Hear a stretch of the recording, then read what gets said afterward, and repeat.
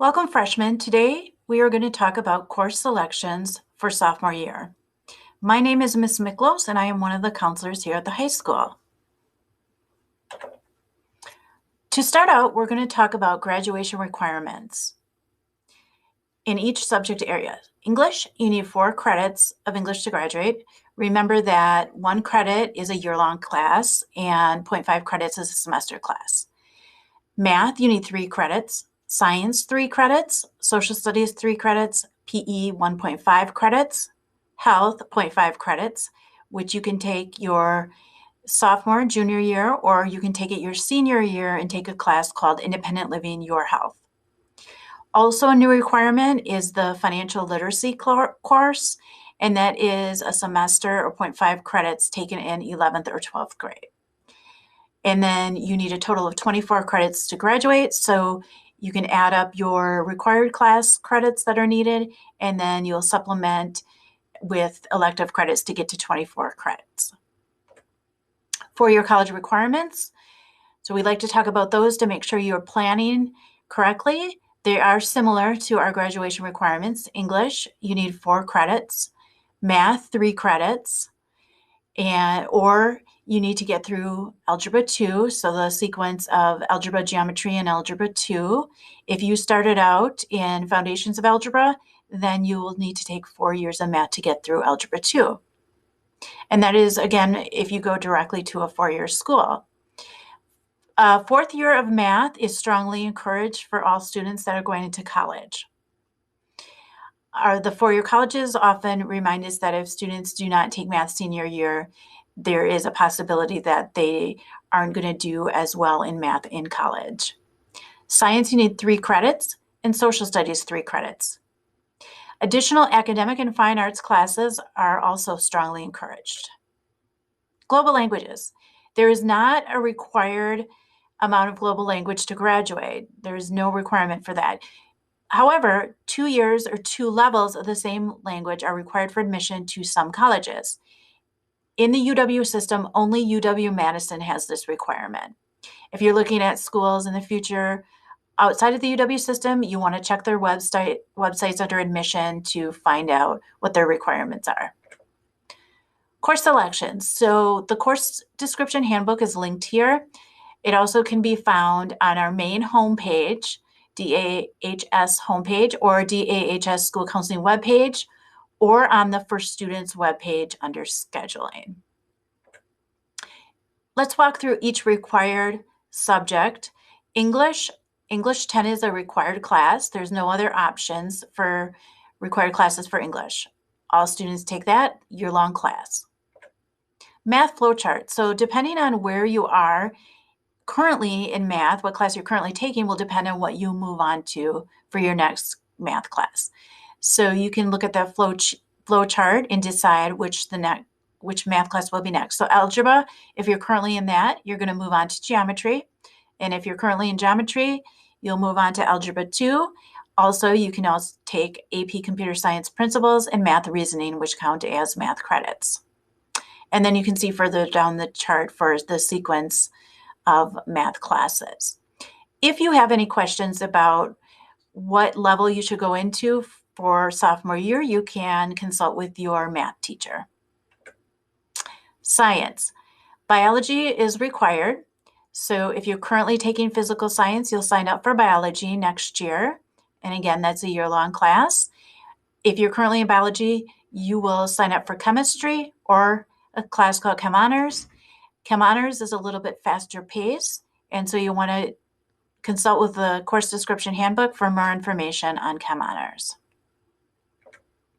Agri-science classes also count as science electives, and so the options for agri-science are exploring agri-science, animal science, environmental sustainability or bioengineering, and vet science, which is open to 11th and 12th graders. Social studies. Again, you need a year-long class, which would be either U.S. History, which is a requirement, or Advanced Placement U.S. History. Advanced Placement U.S. History is a more rigorous course all AP classes are more rigorous. Students must have strong reading skills and be highly motivated to take the AP class. Summer reading is required. AP courses are college level courses. Students who earn a good score on the exam in may earn college credit for this class, and that depends on the score you earn and the university that you go to. And I always recommend students, if you're going to take an AP class, make sure you're interested in the content. So certainly if you're choosing AP US History, you want to make sure you have interest in it and motivation for it. Health. So I mentioned before, students must take either Health 0.5 credit in 10th grade or 11th grade, or Independent Living Your Health, again, 0.5 credit in 12th grade. Phy-Ed. One more credit of PE must be taken over the next 3 years. Most students take one PE class in 10th grade and one in 11th grade. Courses to choose from are team games, lifetime activities, individual activities, weight training and fitness. Some PE classes are performance-based, and you can take the same PE class more than once. You just can't take the same class both semesters in 1 year. And again, consult the course description handbook to find descriptions of those. We also have some summer online course options. We offer Health and Fitness Fundamentals, which is a PE class, and those are semester classes. And for Fitness Fundamentals, it requires 3 hours of documented physical activity weekly throughout the 8-week course. So we like to let you know about that beforehand to make sure you can fulfill that requirement. You can find an online application for either of those courses on our school's website. Go to DeForest Area High School for Students DAHS Summer School Information. The link will be available January 15th, and then space is limited, so the deadline to apply is April 30th. So you want to make sure that you apply by April 30th if you're interested in taking either of those classes. Other elective areas: global language, art, music, business, marketing, family consumer science, tech ed, and agriculture. So you need to have a total credit load requirement of 7 credits, 7.5 if you choose to add jazz band or a cappella choir in place of study hall. So you need to make sure you sign up for 7 or 7.5 credits. All right, overall, just an overview of what we talked about.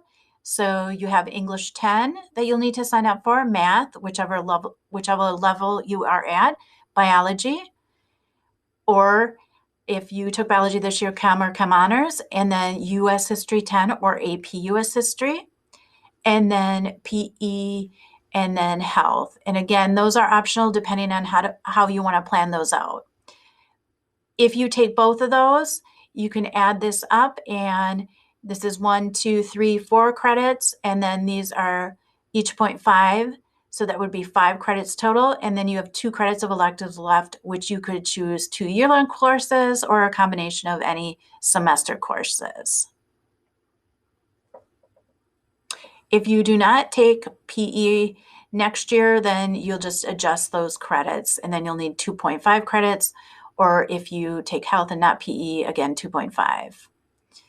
Or if you didn't take either of them, then it would be 3 credits. But you need to make sure that you keep in mind a plan for when you would take those required classes in the next couple of years. Next steps in the process. So this shows us a 1, 2, 3, 4, 5 process. You're doing number 1 right now, attending the scheduling presentation. The next step is to look at the course sheet. So this links you to all of the courses that 10th graders can take.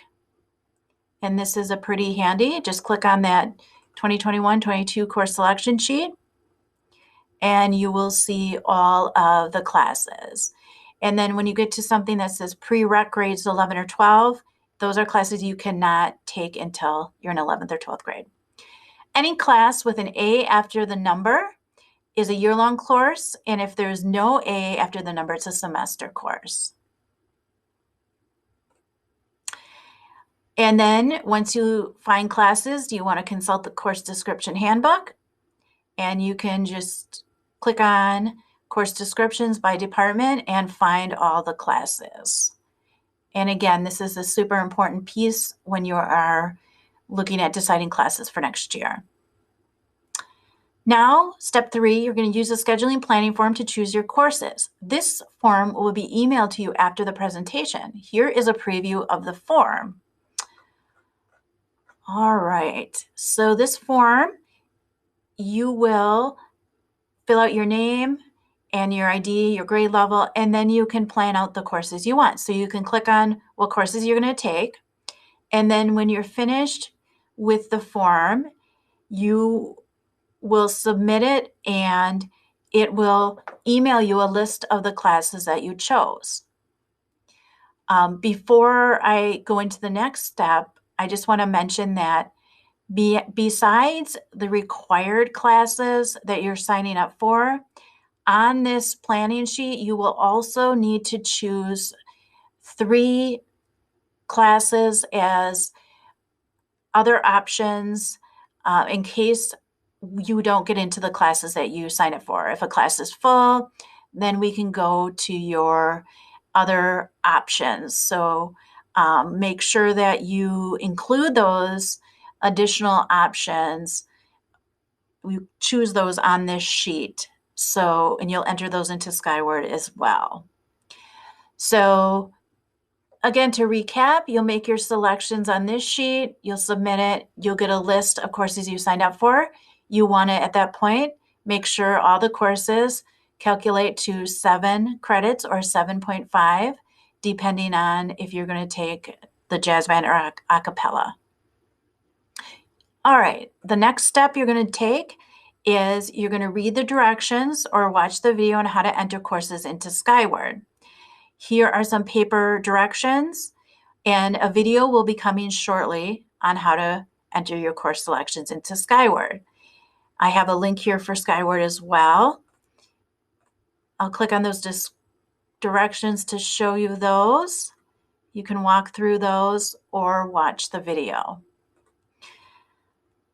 You need to complete this step in order to be signed up for classes. If you don't complete this step, you will not be signed up for classes. So you want to enter your courses into Skyward,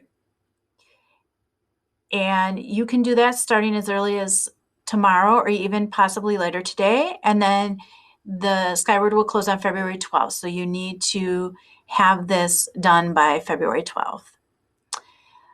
And you can reach out to teachers if you have any questions on course content, and then your school counselor is available as well. So we just want to make sure that you go through each step of this process. And again, step 3 is scheduling planning form, making sure that you've planned out your courses correctly. And then step 4 is entering them into Skyward. There's some resources below. DAHS Classes by Career Cluster is a nice list of the career clusters, and if you're interested in one of those, you can click on them and find out courses at our high school that would fit that cluster. And then we have a 4-year planner graduation requirement form as well to review the requirements. And then if you like more of a paper sheet to plan out your options for the future, you can use that as well.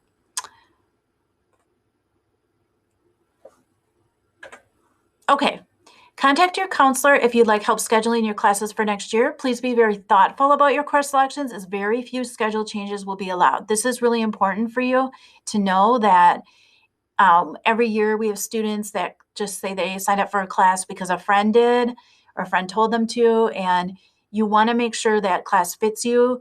So go to the course description handbook and check out what that course is about. Very few schedule changes will be allowed up until the last day of the school year. Beyond that, there are no schedule changes allowed. All right. Thank you for listening to this presentation. And next we will have a question and answer session.